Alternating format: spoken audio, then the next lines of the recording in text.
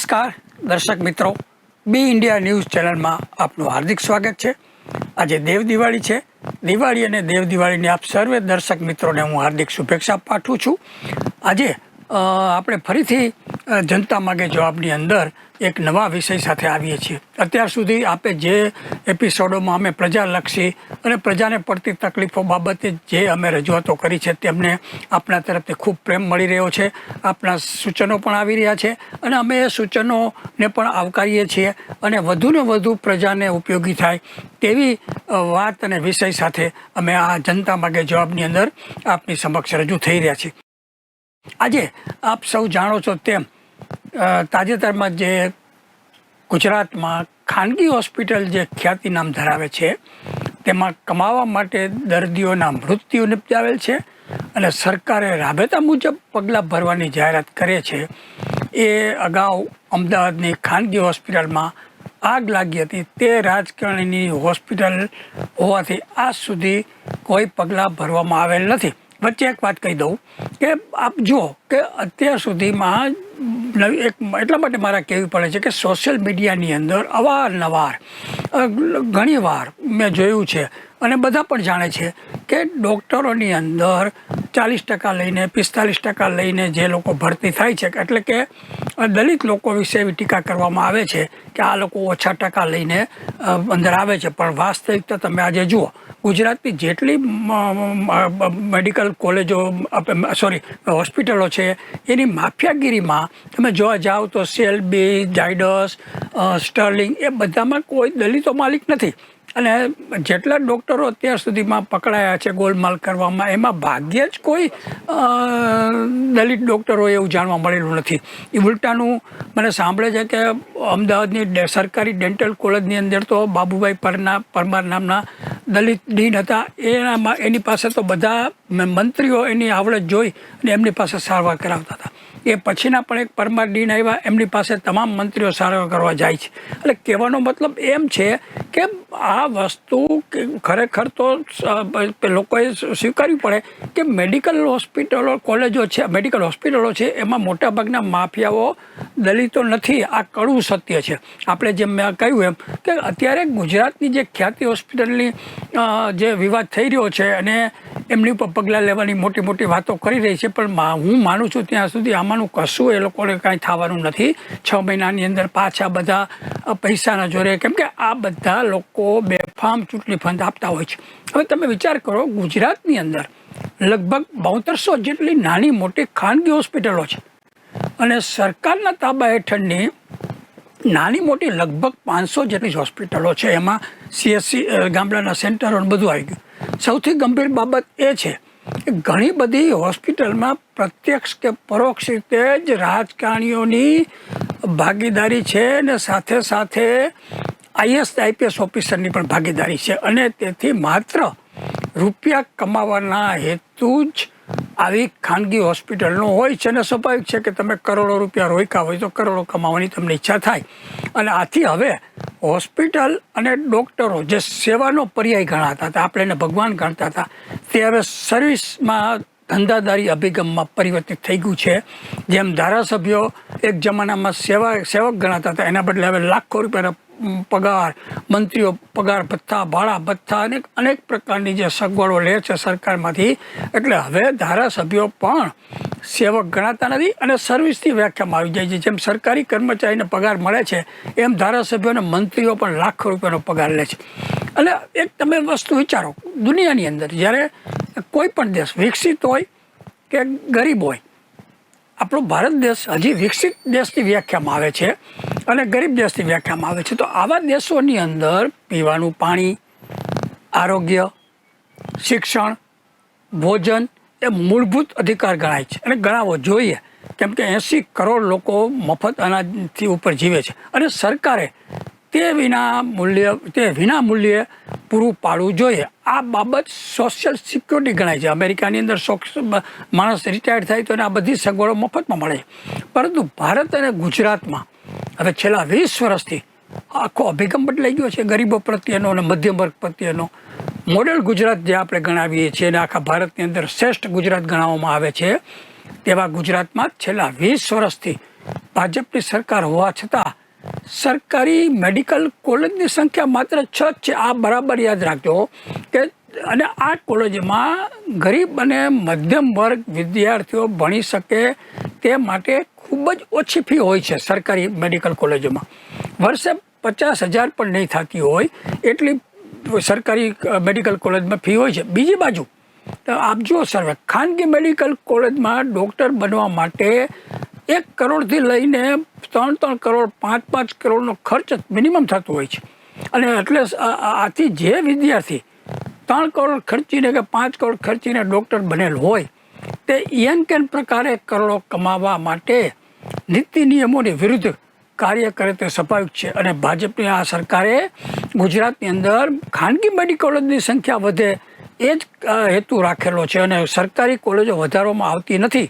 વાસ્તવમાં સરકારી મેડિકલ કોલેજની સંખ્યા ખૂબ જ વધારવી જોઈએ, કેમ કે તો એનાથી સામાન્ય મધ્યમ વર્ગનો અને ગરીબ વિદ્યાર્થી પણ તદ્દન નહીવત ખર્ચમાં ડૉક્ટર બની શકે. પરંતુ તેના બદલે સરકાર ખાનગી મેડિકલ કોલેજની સંખ્યા વધારે રાખે છે, જેથી આવી કોલેજો ભ્રષ્ટાચાર કરી, કેમ કે એની માન્યતા માટે એની બેડ કેટલી છે બધું મળ્યા પછી એને માન્યતા મળતી હોય છે. એમાં પણ આરોગ્ય વિભાગના અધિકારીઓની મિલીભગતથી ખોટા સર્ટિફિકેટો આપી અને આવી મેડિકલ કોલેજો મંજૂર કરવામાં આવતી હોય છે અને એમાં કરોડો રૂપિયાનું ફંડ હોય છે. અને સૌથી મોટી બાબત એ છે કે આવી બધી મેડિકલ કોલેજોની અંદર સરકારી અધિકારીઓ અને રાજકારણીઓના 2 નંબરના રૂપિયા અંદર હોય છે.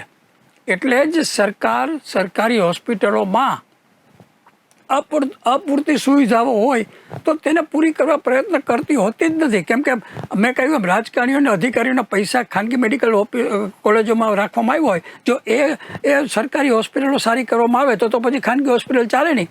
એટલે સરકાર ખુદ એવું ઈચ્છતી નથી કે સરકારી હોસ્પિટલોમાં સગવડ મળે. સરવાળે દર્દીને ખાનગી હોસ્પિટલમાં જવું પડે છે. આપ સૌ જાણો છો દર્શક મિત્રો કે કોરોના કાળ દરમિયાન હજારો દર્દીઓની જીવનભરની બચત ખાનગી હોસ્પિટલોની સારવાર પાછળ ખર્ચાઈ ગયેલ છે અને કેટલાય લોકો આજની તારીખે આર્થિક રીતે બરબાદ થઈ ગયા છે. ગાંધીજી જ્યારે સર્વગ્રાસ ઇન્દિરા ગાંધીજી જ્યારે વડાપ્રધાન હતા ત્યારે મને સાંભળે છે કે ગરીબ અને મધ્યમ વર્ગના વિદ્યાર્થીઓ માટે ભણી શકે તે માટે DNB નામની એક યોજના લાવેલા અને એ મેડિકલના તમામ ફિલ્ડ માટે તદ્દન ઓછા ખર્ચમાં 3 થી 4 વર્ષનો કોર્સ કરી શકે એવી ફી રાખેલી. એની વાત એ પણ હવે આ સરકાર બંધ કરવા માગે છે. એનો વિસ્તૃત અહેવાલ આપણે હવે પછીના એપિસોડમાં આપશું. પરંતુ સરકારી હોસ્પિટલોમાં લગભગ તમે વિચાર કરો કે ખાનગી મેડિકલ હોસ્પિટલને લાભ થાય એટલા માટે આ ગુજરાત સરકારનું આરોગ્ય ખાતું લગભગ 60 દર્દીએ 1 નર્સ અને 1 ડૉક્ટર રાખવામાં આવે છે. અમેરિકામાં તો 8 દર્દીએ 1 નર્સ ને 1 ડૉક્ટર હોય છે. આપણે એની સાથે સરખામણી ન કરીએ, પણ 60 દર્દીએ જો સરકારી હોસ્પિટલમાં 1 નર્સ ને 1 ડૉક્ટર, તો કેવી રીતે નર્સ બેનો સારવાર કરી શકે? એનો મતલબ એમ થયો કે સરકાર અહીંયા સંખ્યા વધારતી નથી એટલે ખાનગી હોસ્પિટલોમાં ન છૂટકે સરકાર આપણા દર્દીઓએ જવું પડે છે. આ એક સરકારની પોતાના જે રાજકારણીઓની મિલીભગતથી ખાનગી મેડિકલ ઓફિસો ચાલે છે એને બચાવવા માટે થઈને સરકાર સ્ટાફ ભરતી નથી. સરકારી હોસ્પિટલોમાં ઇમરજન્સી યુનિટની અંદર મેં જોયું છે ક્યારેક, અને ICUમાં પણ સરકારી ડૉક્ટરોની અછત રાખવામાં આવતી હોવાથી મોટે ભાગે પોસ્ટ ગ્રેજ્યુએટ કરતા વિદ્યાર્થીઓને મેડિકલ સ્ટુડન્ટને ડ્યુટી પર બેસાડી દેવામાં આવે છે. આ બહુ ગંભીર બાબત છે, કેમ કે ICU અને ઇમરજન્સીમાં તો અનુભવી ડૉક્ટર જોઈએ, પણ સરકાર ભરતી જ નથી. લગભગ 1975થી 2000ના વર્ષો દરમિયાન કોઈ પણ દર્દી સરકારી હોસ્પિટલમાં જાય તો તમામ સારવાર અને દવા મફત મળતી હતી. સરકારી હોસ્પિટલમાં કોઈ દર્દી દાખલ થાય તો વિના મૂલ્યે બધી સારવાર લઈ અને મેડિકલ દવાઓ લઈને બહાર આવતા હતા. એ સમયે તમે જુઓ, એ સમયે મા કાર્ડ કે પ્રધાનમંત્રી કાર્ડ કે આયુષ્યમાન કાર્ડ જેવો કોઈ કાર્ડ જ નહોતા, છતાં લોકોની ફરિયાદ નહોતી, કેમ કે બધી સગવડ સરકાર ફ્રીમાં આપતી હતી. આ બધા કાર્ડની પાછળનો મૂળ હેતુ ભ્રષ્ટાચારનો છે. ગુજરાતમાં 20 વર્ષથી ભાજપની સરકાર છે, પરંતુ દરેક જિલ્લા અને તાલુકા કક્ષાએ સરકારી હોસ્પિટલોમાં MRI મશીન જેવી જે પ્રાથમિક જરૂરિયાત છે એ કે CT સ્કેન મશીન વસાવવામાં આવેલા જ નથી, જેથી દર્દીને ના છૂટકે ખાનગી આવા ક્લિનિકમાં જઈને હજારો રૂપિયાના ખર્ચથી ફોટા પડાવવા પડે છે કે MRI કરાવવું પડે છે. મારી આ શક્તિ મુજબ શંકરસિંહ વાઘેલાની સરકારમાં મૂળ આદિવાસી એવા અને મૂળ સર્જન ડૉક્ટર એવા સ્વર્ગસ્થ અનિલભાઈ જોશિયારા હેલ્થ મિનિસ્ટર હતા. ત્યારે સરકારી હોસ્પિટલોમાં MRI મશીન અને CT સ્કેન મશીન વસાવવામાં આવેલા હતા. એ બાદ 22 વર્ષની અંદર ભાજપની સરકારમાં ઇવન કોરોના કાળમાં પણ મશીન વસાવવામાં આવેલા નથી. આજે પણ ઘણી બધી સરકારી હોસ્પિટલોમાં MRI મશીન રાખવામાં આવેલા નથી. મોટી મોટી વાતો કરે છે સરકાર, પણ નથી રાખવામાં આવેલા. એટલે હું ખાનગી આ બધા લોકોને ફાયદો થાય. છેલ્લા 20 વર્ષમાં ગુજરાતમાં તમે વિચારો, આટલી વસ્તી વધી, આટલા રોગ વધ્યા, પણ આ ગુજરાતની ભાજપની સરકારે છેલ્લા 20 વર્ષમાં આધુનિક કોઈ નવી હોસ્પિટલ સરકારી પણ બનાવી નથી. આજે જે સરકારી હોસ્પિટલ છે એને પણ GMERS કરીને પેલું ટ્રસ્ટ બનાવીને એમાં સરકારના બદલે ખાનગીને આપી દીધી છે. એટલે ખરેખર તો ગાંધીનગર જેવા પાટનગરમાં પણ એક પણ સરકારી સિવિલ હોસ્પિટલ નથી. તો તમે આ સરકારી હોસ્પિટલો જ બનાવતા નથી, એટલે ના છૂટકે દર્દીઓ અને પ્રજાએ તો ખાનગી હોસ્પિટલના ત્યાં જ જવું પડે. અને એ ખાનગી હોસ્પિટલોના કોણ છે માલિકો? ભાજપના કે કોંગ્રેસના તમામ રાજકીય પક્ષોના પૈસાદાર ધનવાન લોકોની મિલીભગત એ ખાનગી મેડિકલ ઓફિસનું કાવતરાઓ ચાલતા રહે છે. ભારત સરકારના નીતિ આયોગ મુજબ આરોગ્ય પાછળ GDPના એટલે આવકના લગભગ 6% રકમ વાપરવાની સૂચના છે. પરંતુ ગુજરાત સરકાર છેલ્લા 20 વર્ષથી મોટી મોટી વાતો કરે છે કે અમે તો આટલી ટેક્સ ઉઘરાયું, ઢીકણું કર્યું, પૂછડું કર્યું, પણ એ 3% રકમ પણ વાપરવામાં આવતી નથી આરોગ્યની પાછળ. જે ખરેખર સરકારે તો આરોગ્ય સંપૂર્ણપણે ફ્રી કરી અતિ આધુનિક હોસ્પિટલો બનાવવી જોઈએ 6% ખર્ચના હિસાબે, અને તમામ સારવાર મફત મેળવી જોઈએ. એના બદલે એ આરોગ્યની અંદર 3% પણ ખર્ચ નથી કરતી સરકાર.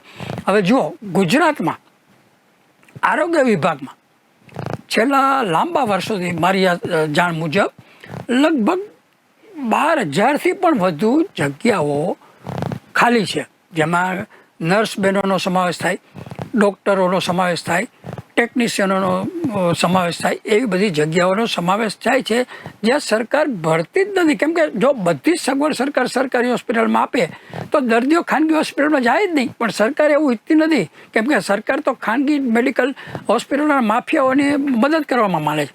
એટલે બીજી બાજુ તમે જુઓ કે કોરોના કાળ જેવામાં પણ નર્સોનું શોષણ કરવા માટે 4 વર્ષ જે નર્સ બહેનો ભણેલા હોય, ડૉક્ટર જેટલું જ, એ બધાને કોન્ટ્રાક્ટ બેઝમાં કોરોના જેવા કાળમાં જે 18 કલાક ડ્યુટી આ નર્સ બહેનો કરતી હતી, એ લોકોને 12,000થી 15,000 પગાર માંડ આપતા હતા.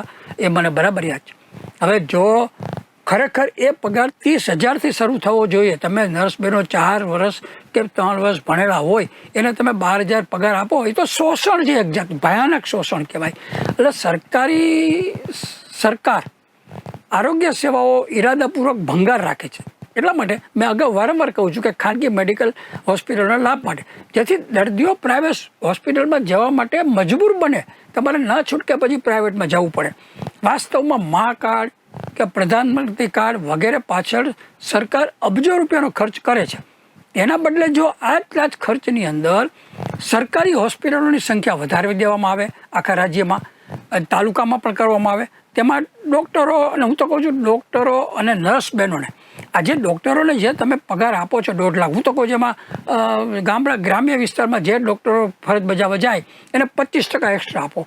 નર્સ બહેનોને ગામડામાં જાય તો માનો કે 40,000 હજાર પગારની અમે 50,000 આપો. એને સારું મકાન રહેવાનું આપો, એને બધી ફેસિલિટી આપો, તો બધા ત્યાં જશે ગામડાઓમાં પણ, અને સંતોષકારક પગાર હશે અને આધુનિક સગવડ ધરાવતા રહેઠાણો આપવામાં આવે તો આપોઆપ દર્દી સરકારી હોસ્પિટલમાં જ આવશે અને પ્રાઇવેટ હોસ્પિટલોનો ધંધો ઓછો થઈ જશે.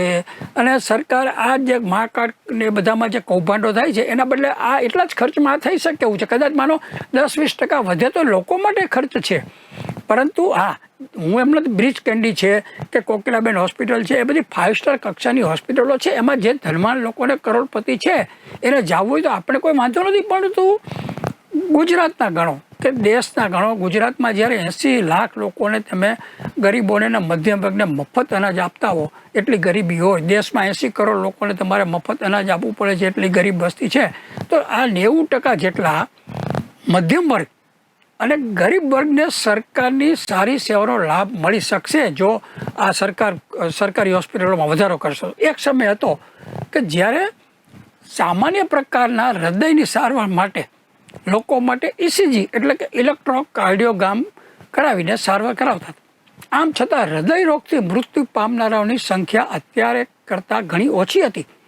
ભારતના આઝાદી મળ્યા પછી દેશના લોકોના આયુષ્યમાં એટલે કે લાઈફ એક્સપેક્ટન્સીમાં નોંધપાત્ર વધારો થયો છે.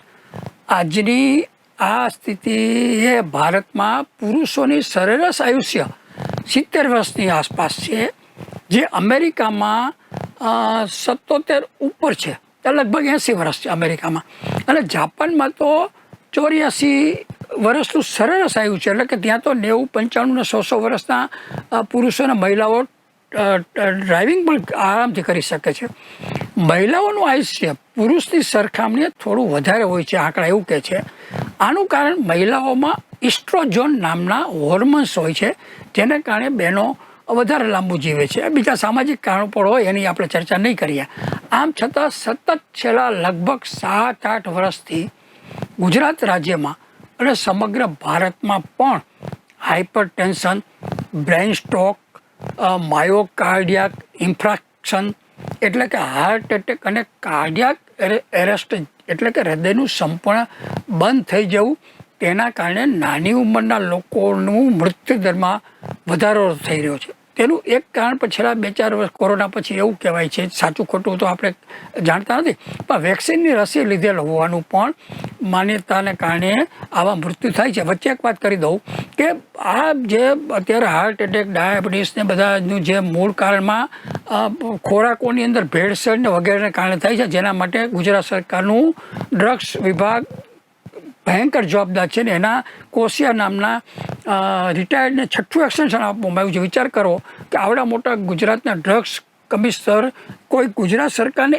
એક પણ એવો ડ્રગ્સ કમિશનર રિટાયર્ડ થયા પછી નવો મળતો નથી કે 6 વર્ષથી નિવૃત્ત થયેલા અને જેને વિવાદાસ્પદ, જેના ઉપર ભ્રષ્ટાચારના આક્ષેપો થયા છે, એવાને વારંવાર એક્શન્સ આપીને નિમણૂકવામાં આવે. એટલે ભેળસેળના કારણે પણ મારો કહેવાનો મુદ્દો એ છે કે ભેળસેળ કરતું વિભાગ જ જ્યાં પોતે જ ભ્રષ્ટાચારી હોય, એટલે આ બધા ભેળસેળવાળા ખોરાકને કારણે પણ હાર્ટ એટેક ને બીજા બધા રોગોમાં વધારો થઈ રહ્યો છે. ગુજરાતમાં મોટા શહેરો જેવા કે અમદાવાદ, સુરત, વડોદરા, રાજકોટ જેવામાં બિલાડીના ટોપની જેમ પેલી જેમ કહેવાય ને હોસ્પિટલો, ખાનગી મલ્ટીનેશનલ કંપનીઓ જેવી મલ્ટીનેશનલ હોસ્પિટલ નું રચનાઓ થઈ ગઈ છે.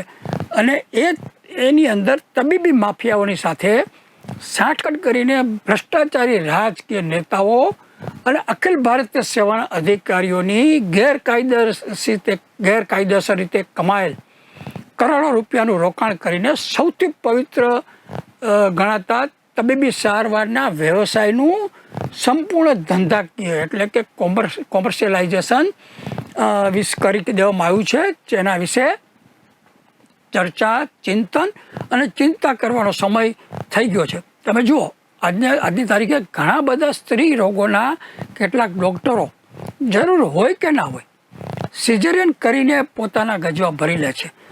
બાળક કુદરતી ગામડાઓમાં તમે જુઓ, આદિવાસીથી માંડીને નાના ગામડામાં કોઈ સિઝેરિયન થતું જ નહોતું. તેના બદલે હવે ઘરે ઘરે સિઝેરિયન કરવા માંડ્યા છે આ લોકો, આ મેડિકલ માફિયાઓ.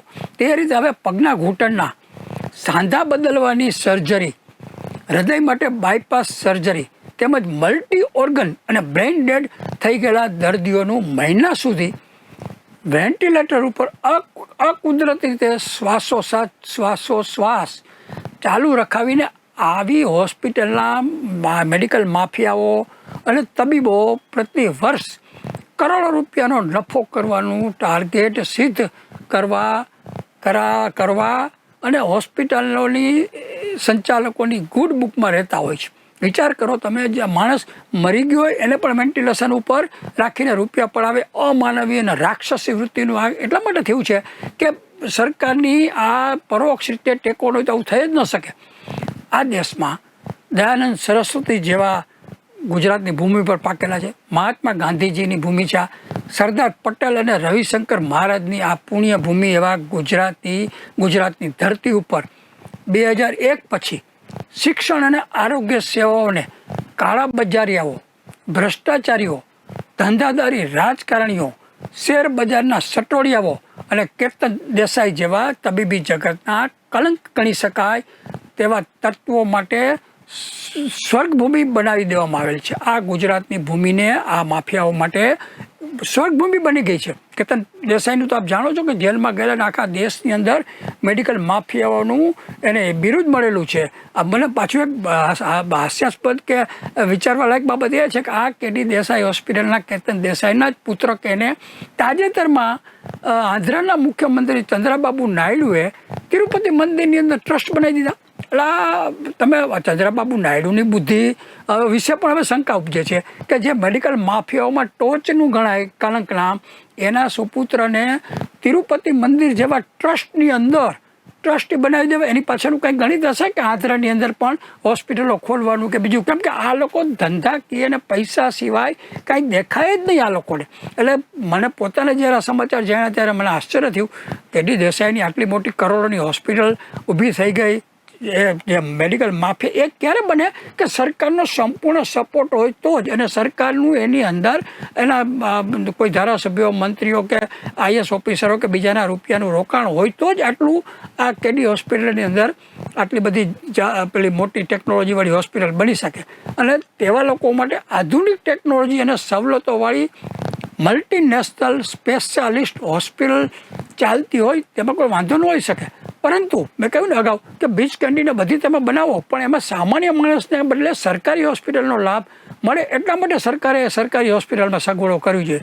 પરંતુ આવા હોસ્પિટલના કેટલાક સંચાલકો કે ભાગીદારો અને તેના કહેવાતા નિષ્ણાત તબીબને હાથો બનાવી હોસ્પિટલના અનિષ્ટ તત્વો, દારૂનું પીઠું જેને આપણે ગણી શકાય, જુગાર વરલીના અડ્ડાઓની સરખામણી કરી શકાય, અને દિલ્હીની GB રોડના જે અનૈતિક ધંધા અને મુંબઈના કમાટી બાગમાં ચાલતા જે અનૈતિક ધંધાની માફક ગેરરીતિઓથી નાણાં કમાવાનું માધ્યમ આવી હોસ્પિટલો બનાવી દેવામાં આવે. તમે વિચાર કરો, હું આ શબ્દ વાપરું છું ક્યારે કે જે રાક્ષસી વૃત્તિથી તમે દર્દીઓને મારી નાખો છો, એ તો એના કરતાં તો કમાટી બાગની જે મહિલાઓ કામ કરે છે ને એને સિદ્ધાંતો હોય છે, જે સિદ્ધાંતો આ સલાહ બદમાશને, લુચ્ચા લફંગા ડૉક્ટરોને, મેડિકલ માફિયાઓને નથી. ત્યારે આજે જે ખ્યાતિ હોસ્પિટલના 2 અવસાન થયા અને 17 જણાની તબિયત બગડી છે, એ કમાટી બાગની ને GB રોડની જે અનૈતિક બહેનોની કામગીરી કરતાં પણ નીચલી કક્ષાના આ લોકો, જેમ મારો કહેવાનો મતલબ છે, એટલી હલકી કક્ષાએ પહોંચી ગયું છે. ને એના માટે જે તે રાજ્ય સરકાર હોય, હું તો કહું છું કોંગ્રેસ હોય, ભાજપ હોય કે બીજું પટનાયકની સરકાર હોય, એ બધા જ આના માટે જવાબદાર છે.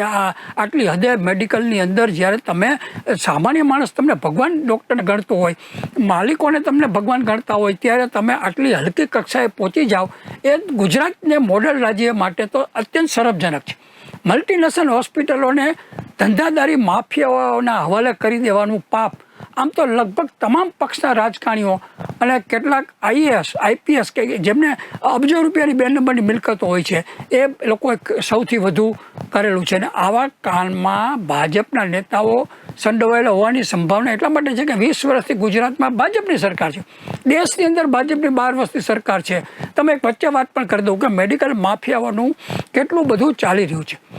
ગુજરાત રાજ્યના પાટનગર એવા ગાંધીનગરમાં સરગાસણ ચોકડી પાસે આવેલી એક સુપર સ્પેશિયાલિટી હોસ્પિટલમાં 2 ગુજરાતી નોમિનેટેડ IPS અધિકારીઓએ ભ્રષ્ટાચારની 2 નંબરની કમાણીના 2 નંબરના નાણાંનું રોકાણ કરેલા હોવાનું સમગ્ર ગાંધીનગર જાણે છે, અને ખુલ્લેઆમ આની ચર્ચા પણ છે. સરગાસણમાં આવેલી આ હોસ્પિટલમાં કોરોના વખતે સારવારના બિલો સરકારે કરોડો રૂપિયાના મંજૂર કર્યા, ગેરકાનૂનીપણે મંજૂર કર્યા હોવાનું પણ ખુલ્લેઆમ ચર્ચામાં છે. વધુમાં આ હોસ્પિટલમાં કેટલાક હોમિયોપેથી ડૉક્ટરો કે જેઓ 12મા ધોરણમાં 40થી 50% માર્ક મેળવેલ છે, અને તેઓએ મહારાષ્ટ્રની ધોળિયાની ભંગાર મેડિકલ કોલેજમાંથી ડિગ્રી મેળવેલ છે, તેવા તબીબી સ્નાતકોને પણ નોકરીમાં રાખ્યા છે, અને તેઓ આજની તારીખે ફરજ બજાવી રહ્યા છે. આ હોસ્પિટલ સામે અગાઉ ગ્રાહક સુરક્ષા અદાલતમાં ગ્રાહક સુરક્ષા અદાલતમાં પણ કેટલીક ફરિયાદો થયેલી છે.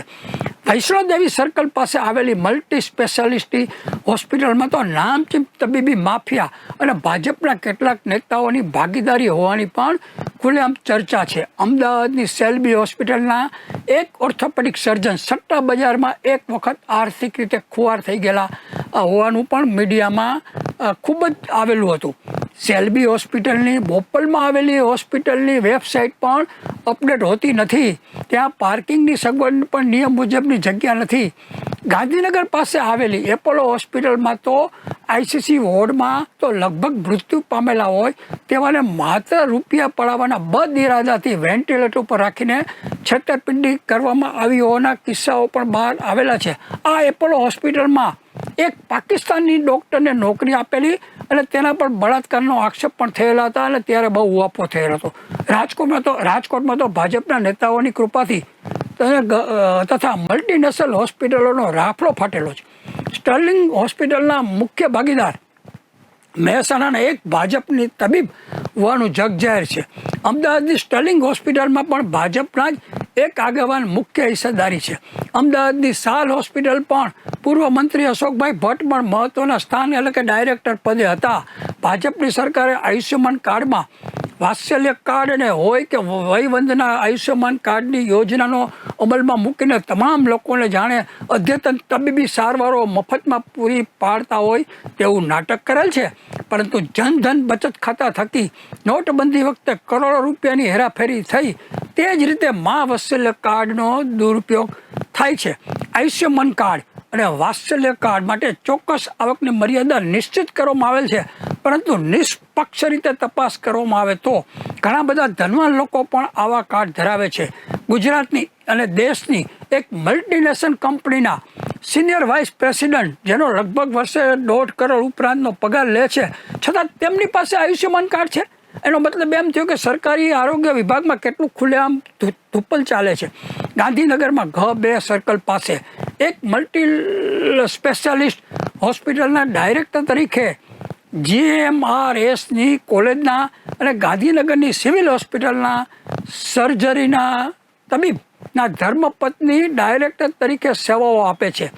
આ સર્જરીના તબીબના પૂજનીય સસરા નોમિનેટેડ IAS હતા. તેઓ હવે મલ્ટીનેશનલ કંપનીમાં 72 વર્ષે નોકરી કરે છે. તેમની કરોડોની 2 નંબરની મિલકત કદાચ ઓસ્ટ્રેલિયામાં ટ્રાન્સફર થઈ ગયેલ છે. ગુજરાત સરકારના સમાજ કલ્યાણ વિભાગની યોજનાનો લાભ લઈ નિયમની વિરુદ્ધ તેઓ જે કંપનીમાં નોકરી કરેલ છે તેમને અપાવેલ હોવાના આક્ષેપો પણ વિધાનસભામાં ખુલ્લેઆમ થયેલા છે.